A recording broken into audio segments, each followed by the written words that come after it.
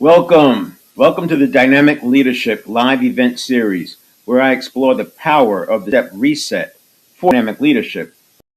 But first, for crushing anxiety, then self-mastery, and personal leadership, even amidst chaos, and now building high-performing teams with focus on one-to-one leadership. In March, I'll begin with the one-to-many executive leadership, setting climate, which leads to culture. Most leadership and project failures don't happen because people don't care or aren't capable. They aren't working hard enough. That's not what it is.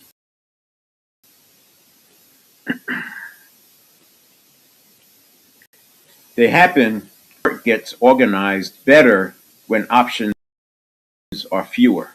Today, I'm introducing a deceptively simple tool, big blueprint, not as a project management document, but as a sequencing device. The real advantage in leadership isn't just speed, it's sequencing. Established early enough, the system never fully enters confusion. Conflict or fight or flight and recovery becomes almost invisible. Most leaders try to fix misalignment after it shows up. Missed expectations, scope rework, emotional friction. By then, the nervous system is already involved, and everything costs more. Time, energy, trust. Come to a professional sports team where they train to prevent errors. Why? Because every week or every few days, there's an opponent, a qualified opponent, a comp face trying to stop their every play. The blueprint reverses this. The blueprint reverses the sequence by putting effectiveness before efficiency, which leverages the automaticity of human nature. By defining what we're for whom and why, by making scope explicit, and by agreeing on guiding principles up front, before it becomes an idea, let alone friction. We give people curves, not cages, enough structure to create direction, yet enough autonomy, competence, and ownership. This is why sequencing matters. Efficiency is what you chase when effectiveness is missing.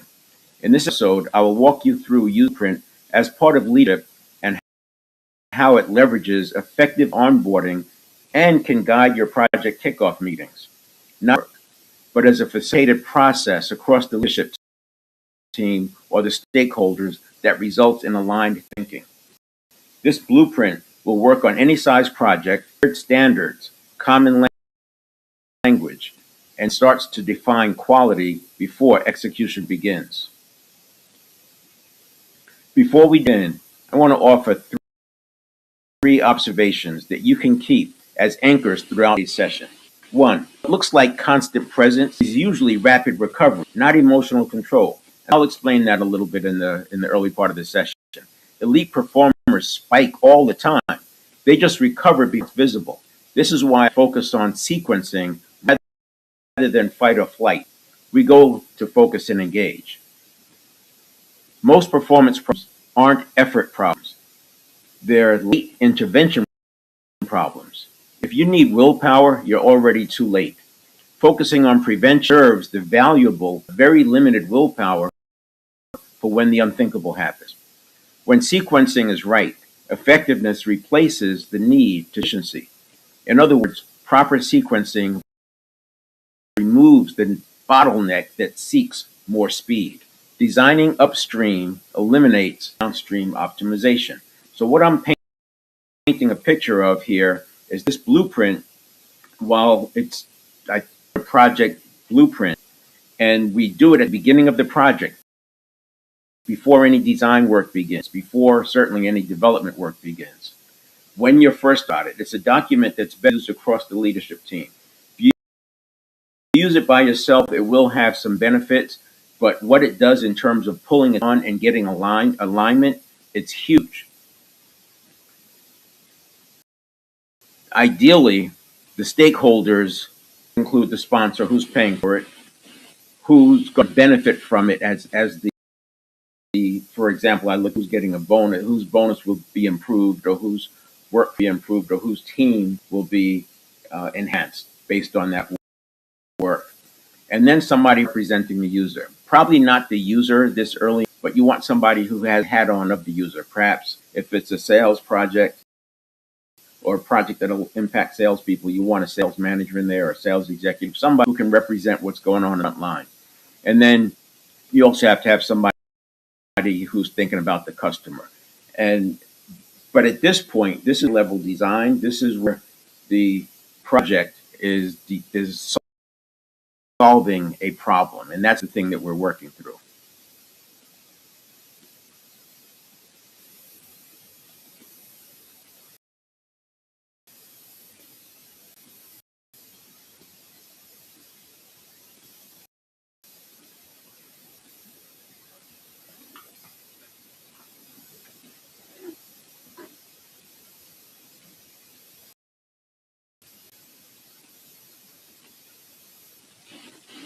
So is talk about, let's get this first. Yeah, what I want to do is talk about why I'm focusing on prevention here. Now, most people would agree that prevention is important, but we also put it to the back burner. For example, especially if you're thinking about an operations world where somebody where there's a breakdown and people come into very solution. We'll do it this way and do it jumping to conclusions. The first step of problem solving is clearly define the problem. But in an operational mindset, there's no time. There feels like there's no clearly defined problem. How it is, it takes just you could do that in a minute. You can high level clearly define the problem in a minute. It's this, not that, or it's this and not those things over there. It doesn't take much to clearly define the problem. Although Einstein said if he had an hour to solve a problem in 55 minutes, finding it, and then only 5 minute solution. Now, of course, that ratio doesn't hold when you get to bigger and bigger projects, but it makes the point. So when you're in operations, important to pay attention to this. And while you may not want to use the entire blueprint I'm going to go through today, it's worth consideration because of what it does for you. And I think once you see me work through it and we get to the end, you'll see there's value in it. But certainly anything that's going to be has a beginning and an end, solve some business problem, and has expectations, you want to use something like this. So think about the difference between prevention and correction at the end, or operations and project. Now, if you aren't familiar with my content, I spend a lot of time making a distinction between network of neurons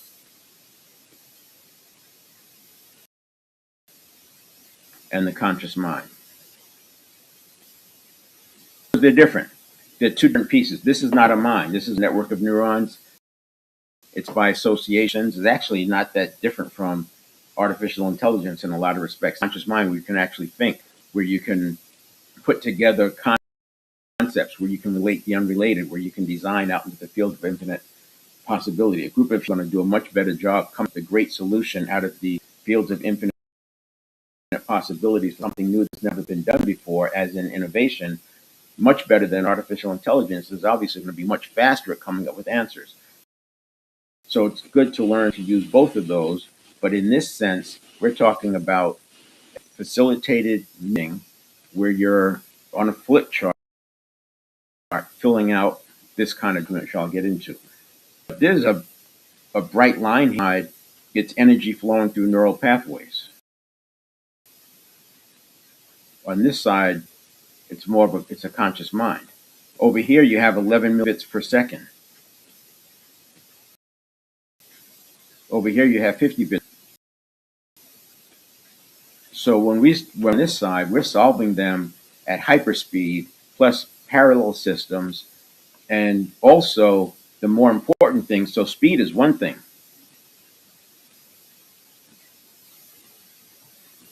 but sequence is what's really important.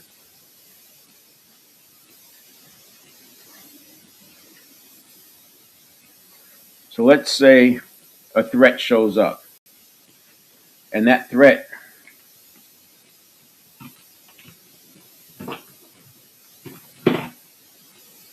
that threat shows up here.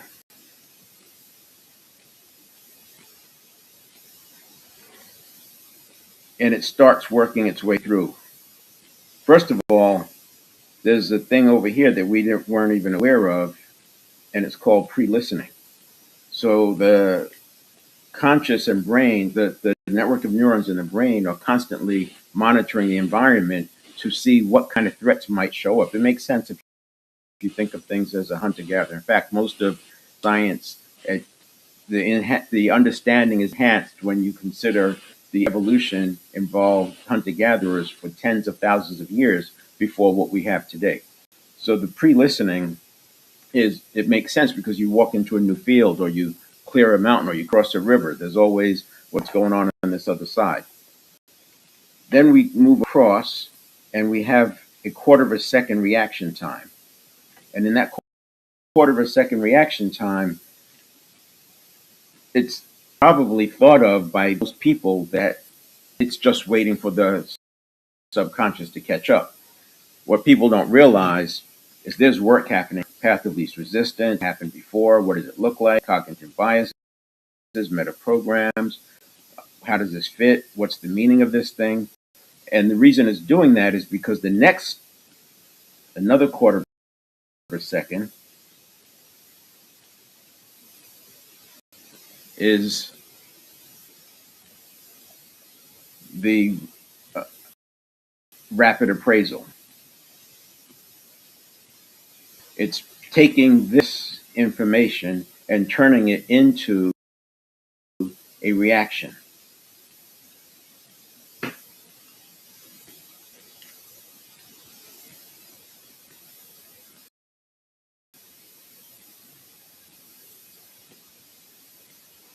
And then conscious mind comes online, half second.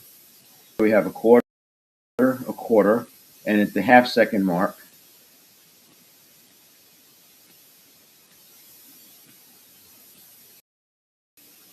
the system converts the neural pathway signal to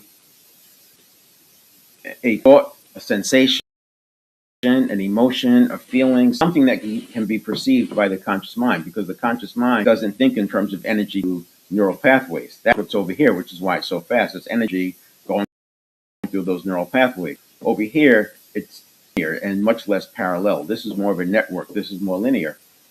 And it hands it off to something that can be perceived. And that's the half second. Now, this is important because if you just take this that comes across, then your response equals your reaction.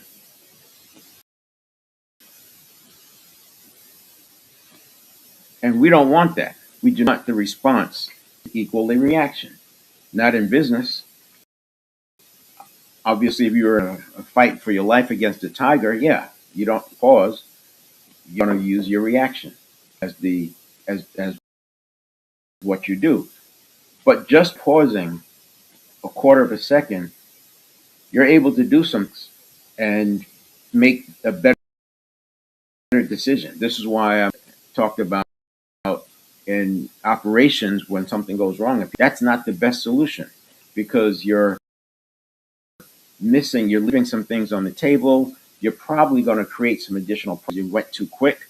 And the point about sequencing is there's a lot of threat bias over here. The network of neurons looking for what's wrong. So we have some things that we can put in place to slow that down.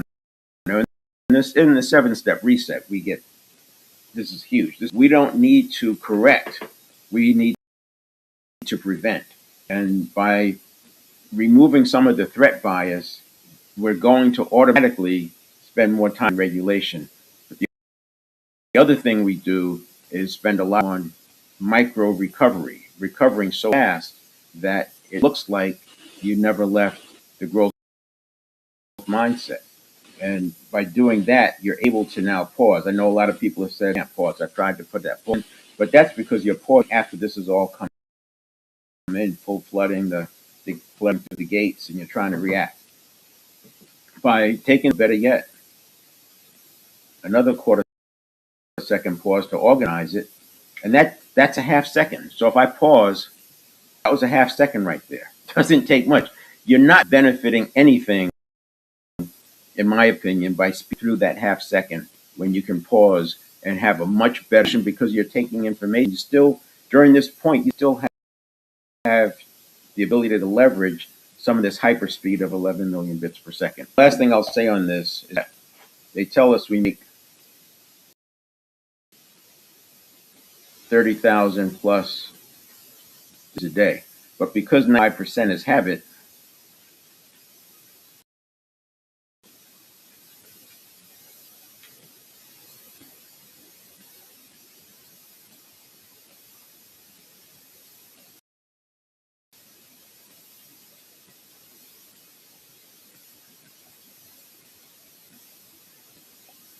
you can figure something more like 1,500 decisions are conscious. Important because over here, these are conscious decisions that kind of wears on you. You get willpower runs out, this runs out. But when you correct things over here, you don't need the speed. We're accustomed to having to have quick answers. That's in elementary school. If you take too long to answer, teacher yells at you. So you learn to have speed. But the speed that we're talking about in business, if catching it early here, you remove the need for speed. Sequencing is important than speed. That's why we have the blueprint. So what is this blueprint all about?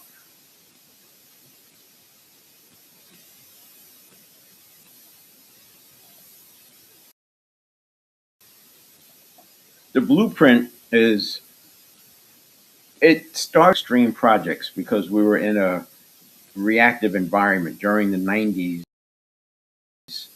There was a lot going on. It was in the financial service. So you had the savings and loan, the internet come, you had moving from mainframe to desktops and then websites to portal. All of that was going on from early 90s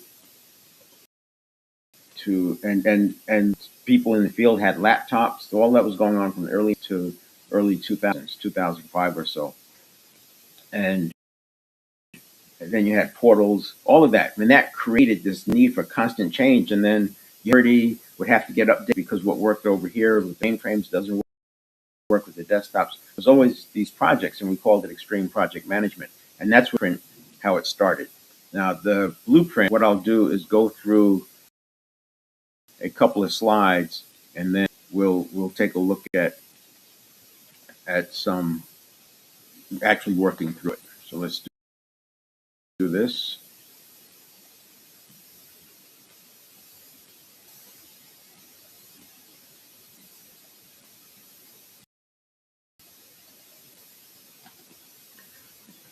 This comes under the performance series. While we weren't talking about that exactly today, the point is this is dynamic. This is all supporting dynamic leadership. And dynamic leadership, you agency over here, mental, physical, spiritual, and then emotional. So this is the B, and then what we do over here. And this is a feedback loops. We're constantly these four to know that we're an agency and we're acting with agency. And you have to have a handle on that. And it's not about being regulated all the time. It's about recoveries. Because when you get over here, you don't know what's coming. Relationships, professional, financial, all involve other people.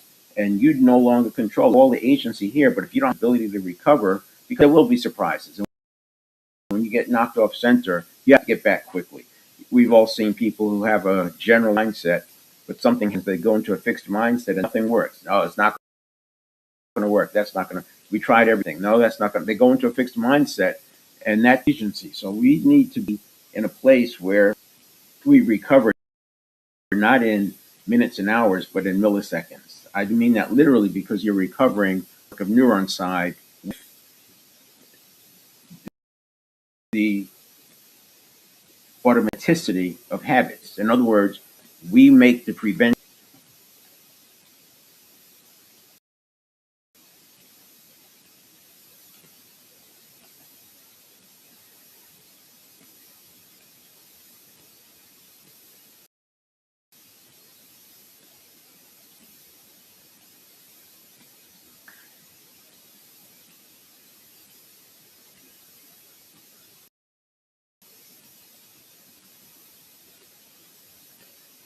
And you, if you've been leading any time, you know about emotional intelligence. Emotional intelligence was created in the 90s, developed powerful discipline.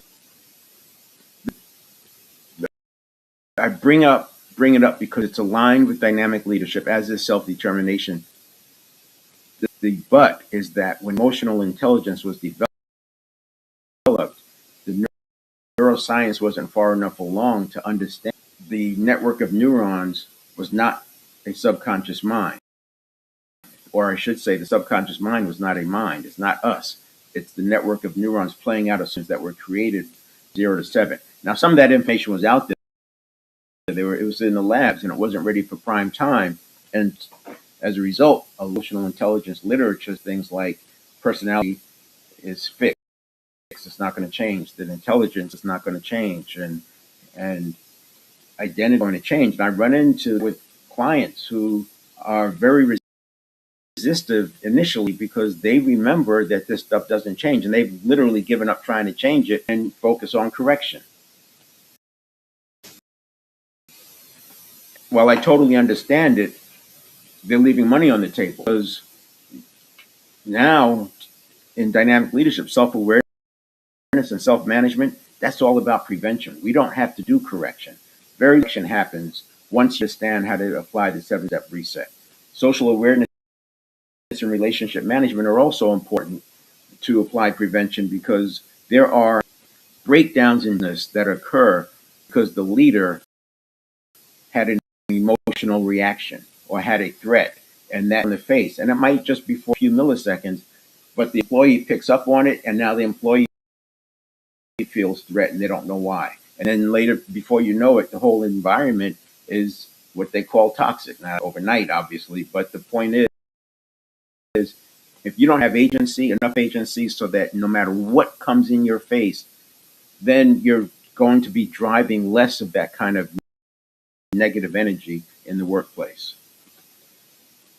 And there's the 7-step. We can take a screenshot of that because this is what everything comes down to. Step 2 is the regulated step. This is where we're checking. So we show up every day with a certain amount of development, whether it's beliefs, neuroplasticity, priming, mindset, physiology, ability to do these things. And then step 2, because we're having 33 daily stimulus response cycles, step 2 is getting back to being regulated or making sure that we're regulated. And regulated in this sense is fast micro happening in milliseconds. So it never looks like you've gotten knocked off center.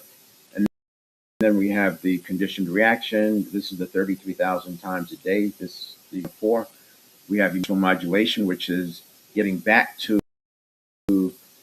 even keel if you've been triggered. Step 6 is because you want to have action. So we don't always use 5. In fact, once you get good at this, you don't use emotional modulation very much at all, not even once a month sometimes. 7 is presence, getting back mindfulness and presence so you're ready for the next stimulus response cycle. This is why I say fixing it on the prevention side over here in milliseconds compared to trying to correct it over here because this is done at the 50 bits per second. This happens at the instantaneous 11 million bits per second. And the diagram, this is a slide that shows. So that first box I drew is these 4, the pre-listening. And then you have a quarter second here and a quarter second here. And then we have a half second here. And this is what I'm saying. By pausing with the conscious engagement, you can come up with a really solid response. So why projects break down? I mentioned misalignment. It's not motivation. We always assume we said it. Yet people, this is always fascinating how people will be able to quote that, 90% of everything we hear, we're going to forget anyway, or retain 10 to 15%. But yet they use communication to get points across. The same way that people agree, 90% of life is by habit. But yet when they want to change something, we use habit. What I'm suggesting is, I'm sorry, to change something, what I'm suggesting, communication is important. And we use communication. This project blueprint is going to use communication, but we're using it in a way that changes habits. Late correction costs more, clearly. Leaders organize execution before meaning. This happens because that's what they're rewarded for, especially when you leaders have spent most of their time in the operational environment. There's no time for waste thinking about other alternatives. See the solution, they go after it. That's what's rewarded. People do the wrong thing as a result. They're focused on climbing the ladder before checking to make sure it's on the right wall. Effort precedes alignment. And then once you put in some bias and everything goes to that filter, you have people piling on and you know the rest. So friction shows up as performance issues when it's all preventable by getting to it earlier, sequencing versus correction, sequencing versus speed. And it's a sequencing tool. It's not a form. Obviously, it is a form. It's not the point. The point is that it's designed to get people aligned and make some big decisions. And my experience running this through multi-dollar projects as well as $100,000 projects. I've used this because it's not a project document, it's an alignment doc. And on the really big projects, what I would do is have multiples, because on the big projects you have teams that are working on different parts of it. Each one of those teams would have their own blueprint, and then there would be a blueprint for the entire thing. And you'll see where I talk about deliverables. The deliverables would be the team's outputs, and teams would have the outputs or the deliverables as the sub teams. So it aligns stakeholders and it reduces recovery demand later. You don't have all the correction. You don't have the scope creep. You don't have the ideas and the tangents and the misunderstandings because it's all there. And what's interesting about it, at the end of the project, when we pull out those blueprints, the correlation with what they said and where we ended on, that you can't unsee it. Once you've used it, you can't. Again, it works better when you facilitate it. You can't. This is something you can do as the leader and then send it out and expect to have those results. That's not the way it works. So the first set, and I'll show you how this is going to look now. What we'll do here.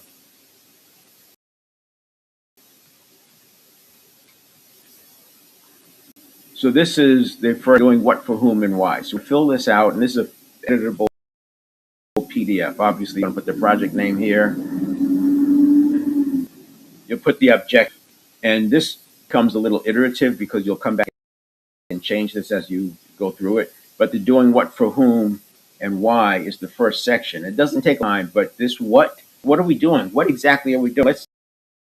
Let's name it, and it forces people to right off the bat come up with what is it that we're doing. The salesperson and the marketing person, accounting person, and the operations person, and the quality person can all agree that, oh yeah, so this is what we're doing, and they get, again, it doesn't take much, and we'll flesh out more later. Then what is the supported mission?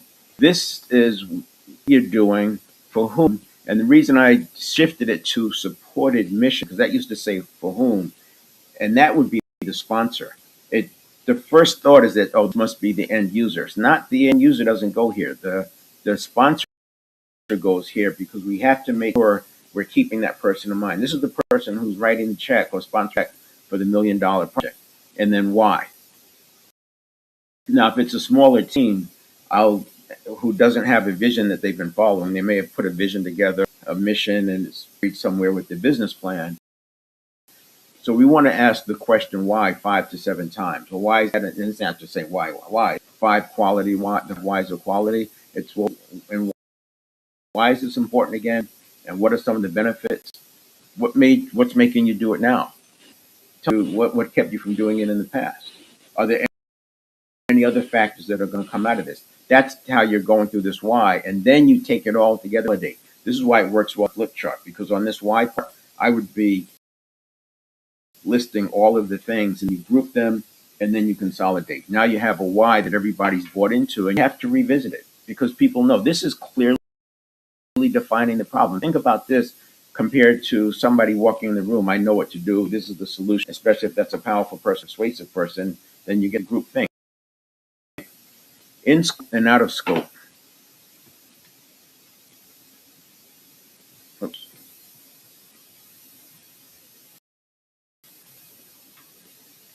In scope and out of scope.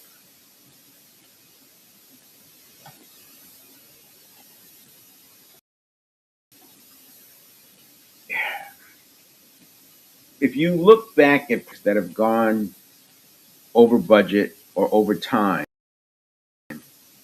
often it comes to scope, not always. There's another thing that happens, and that is gnarly parts of the project were underestimated in terms of their complexity. What I mean by that is the gnarly parts of the project will take 80% of the time available, but people tend to think in terms of the linear timeline. So 50% of the way through the project, they think they should be 50% through. By 50% through the project, you're only partially way part of the way through the gnarly stuff. The gnarly stuff is the 80%. What I like is identify what's going to be the hardest thing you have to deal with, and right off the bat, make that phase two. By making it a phase two, funding it, because funding it with the funding that's already there, you're saying, yeah, that's a phase two. We're going to learn something in phase one that'll benefit phase two and it'll keep us from coming back to the drawing board. So what we're going to do is take some of that funding and make it a phase two. It's still one project, but we're going to treat it as two phases. And phase one becomes the 20%. The 80% takes 20% of the time. And the phase two is the 80 back up. Phase one, so the whole project is 80-20. The 20% will take 80% of the time. So you part. So we want to take the 20% and put that into phase two. And now you're left with the 80% of the time. You can see the problem if you don't do that. If you don't do that, you've run the risk of getting halfway through the project and you're only the way through the hard stuff. So obviously there's going to be fewer assumptions, less rework, and faster recovery when off.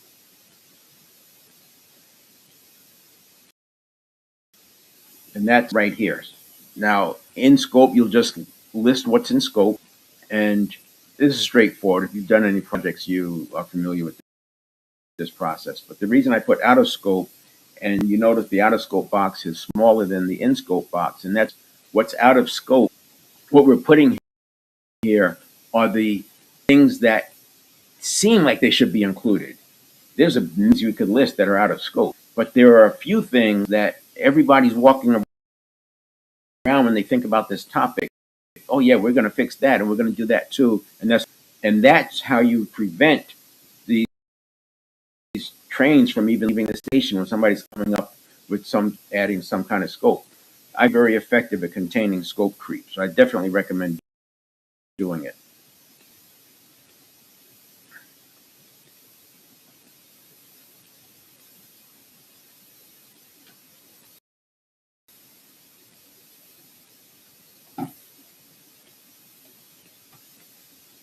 Principles create autonomy. So these are the guiding principles.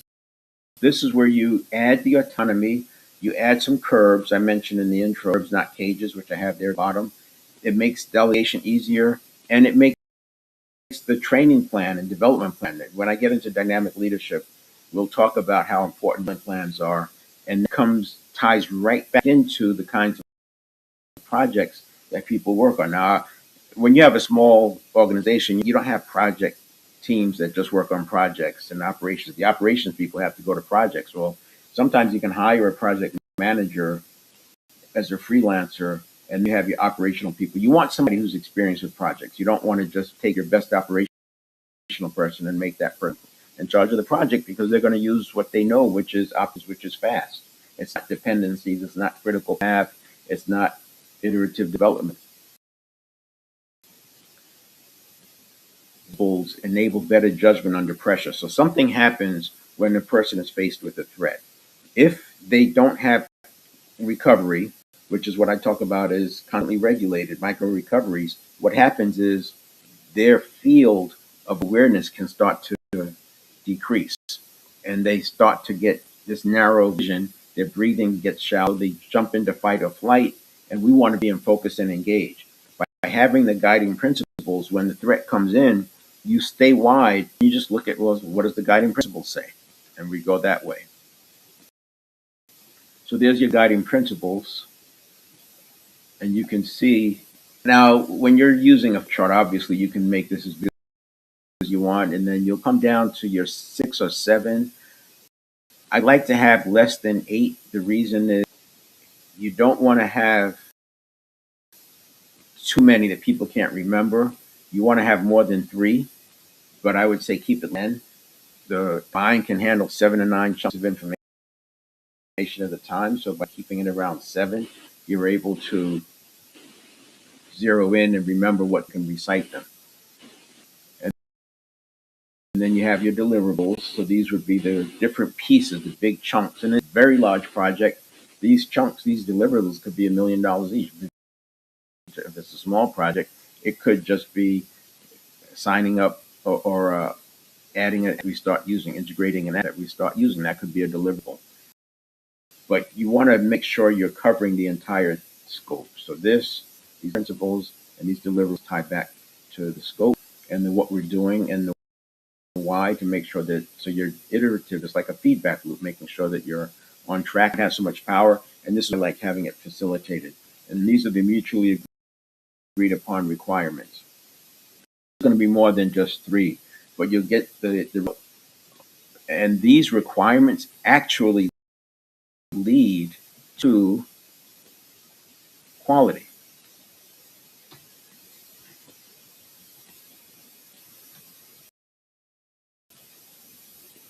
So quality, mutually agreed upon requirements.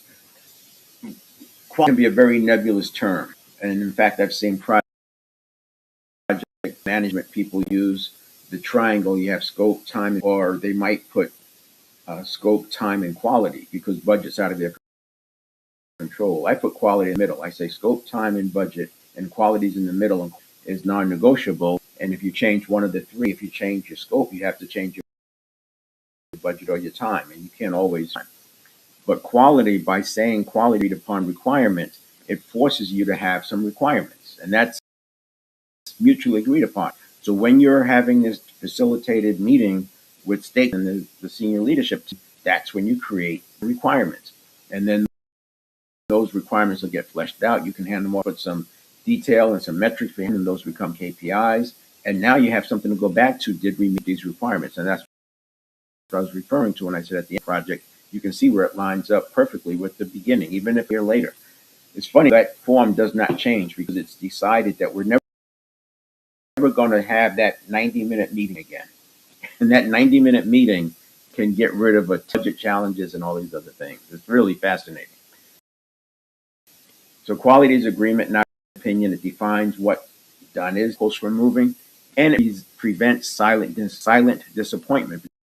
Because if there's disappointment, it happens at 90-minute meeting up front. And then feedback is improved because now you're talking about something specific, not nebulous. Well, this is what we're expecting. This is what we're getting. Here's the impact. We need to come up with a plan to resolve that. And you also notice problems early because you know that you're seeking to meet these requirements.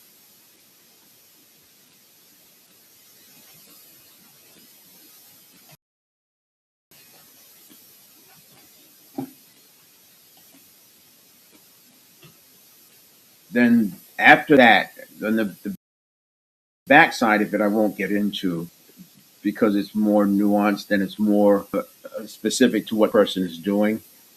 It can get too broad if you try to solve their problem, but those are the core parts. And then the last part, method you design from the end. Too many projects start in the wrong place because projects solve problems, right? That's why you have the problem. Right, that's why you have the project. There was a problem, you want it solved, and there's usually urgency because that problem in business turns into it's costing us money, we're losing market share, whatever it is. And that project is to resolve that problem. So somebody already has an idea of what to do because, again, that's what executives have been rewarded for. So there's already an idea of what to do, and they start with. Oftentimes they start with what they for because it worked. It was the dopamine. They got the dopamine. They remember, even if the project wasn't successful. When I say it worked, it got them started. It got pain. And the same way a person gets a phobia, who has a phobia, they got it in part by, let's say a person fell into water, What gets linked up is not that somebody saved them. What gets linked up is that they panicked, and that led to safety. And now, when they're in water, get thrown out unless they get their resolve, they panic because panic equals getting to safety. The same way an executive can remember, and your leader, anybody. I did it this way before, and I got a pain. They don't lock in that that project was a disaster. Lock in as it got them out of pain. So that's why we do the Merlin method. Humans default to familiar starts, which is, and I've seen at the extreme, I've seen where every time initiative or reinvention, they go back to the old reinvention slides and bring it up. But the old reinvention failed. This is like the fourth reinvention, and every single one failed. Bring up the PowerPoint deck from the past reinvention, the one that failed. And it's just stepping back, looking at it, you can see the fallacy in it, but when you're in it, the conditioned responses. So these kinds of tools, frameworks, models, things like that are powerful to keep people from falling into the traps. And again, the 7-step reset essentially removes the risk.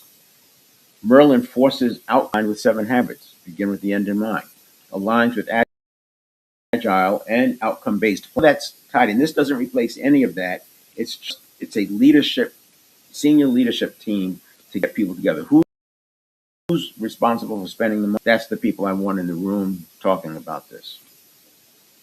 And why it works: sequence beats speed, early clarity neutralizes threat, effectiveness replaces efficiency chasing, and leadership becomes design, not correction. So what are we talking about with this Merlin method? As I mentioned, there's some other things that we do. You know, I have one. This is useful. So after you finish all of this, we go back and we make a statement, object description in one sentence.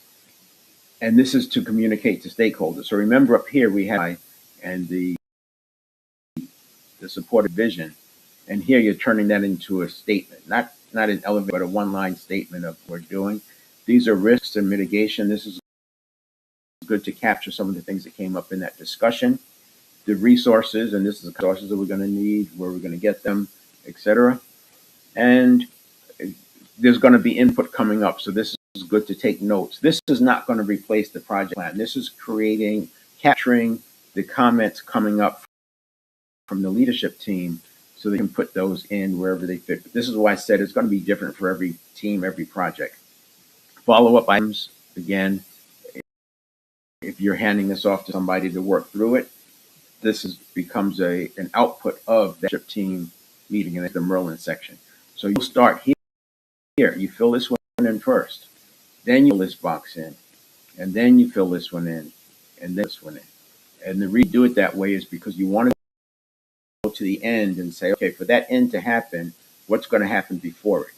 And now for that to happen, what's going to happen? And this is how you have a 4-box one and a 6-box one. So depending on how big the project is, you can take a 2-year project and fit it into these 8 boxes. Obviously, a lot more work. But the point is, it gets you off of that normal pattern of saying, what are we going to do first? And this Merlin method, if you look it up, this goes back 16 or 1700s. This Merlin, he used this approach, and this king was very, very, very successful. And I don't know if it was mythology or real, but that's where the Merlin method comes in.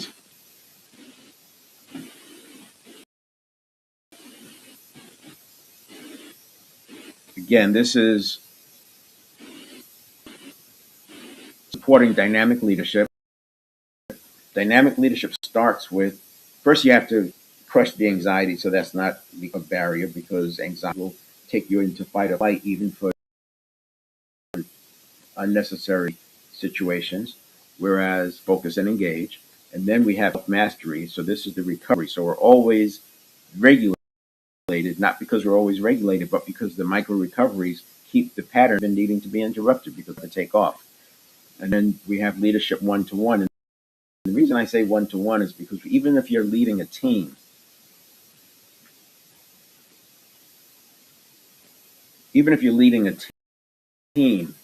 especially in the beginning, but I would say always, you have a team of 10 people, you have 10 relationships. The interdependent relationships, and sometimes you may talk to people in groups of 2 or 3 or 4, or maybe in the whole 10, but in the checkpoint meeting, it's you and that person. So you have these 10 different relationships, which is why the span of controls of 6 to 10 or 6 to 8 should be, because as I said, the mind can hold 7 to 9 chunks of information. Now, there are exceptions. You have these call centers where one person has 25 or 50 people reporting to them. But these people are self-governing. They are self-governing. They're doing their own thing. They're specialists. But when you're talking about an organization, for your senior leadership team, I wouldn't want more than 8 people on it. I prefer 6 because you as the owner or the CEO chunks free for those things that are always going to come up. No plan survives contact with reality, and you'd like to be able to get started on this kind of an approach, do it when things happen.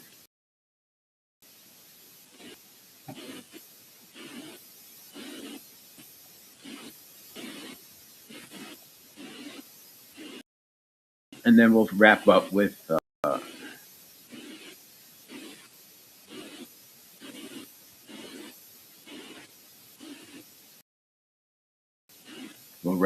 this slide here, because a lot of what we talk about is going on along the zone. So when people talk about get out of the box or break out of your comfort zone, this is sort of that image. You have an upper limit and a lower limit creates your comfort zone, and breaking out is very hard.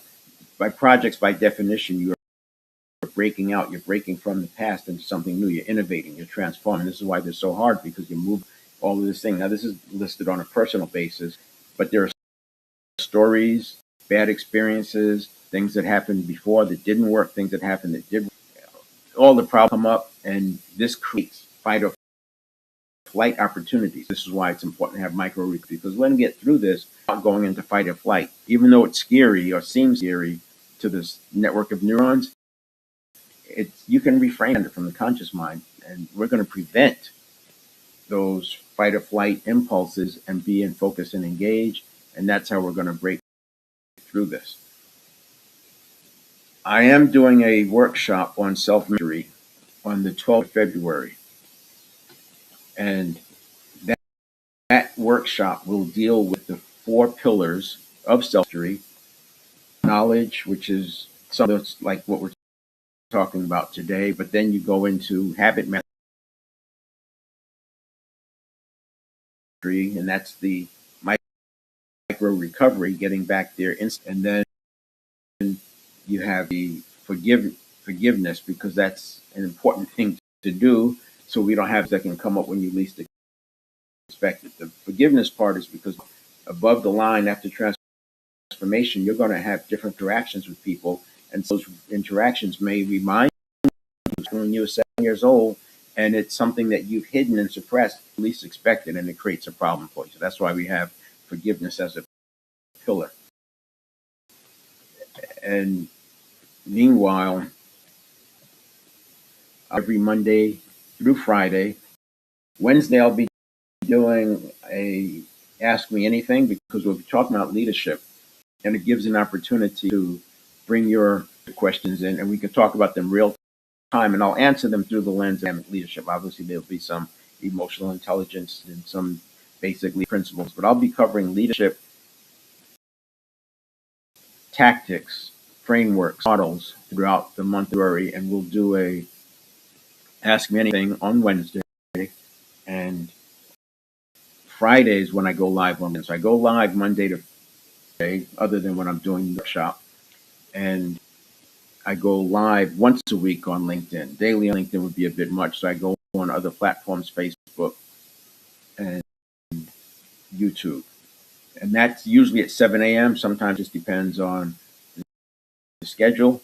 And that will wrap up in February for one-to-one, and then March for one-to-many. Executive leadership, creating the climate, setting the culture. There are leaders out there who don't believe they can change culture. And while changing culture is very difficult, it can be changed. The larger the organization, the harder it is. And this is why prevention is so important. But for small organization, you can definitely change culture. And there's a process to do it. So we'll get into that in March. Until then, you check out 7stepread.com/live, coming events.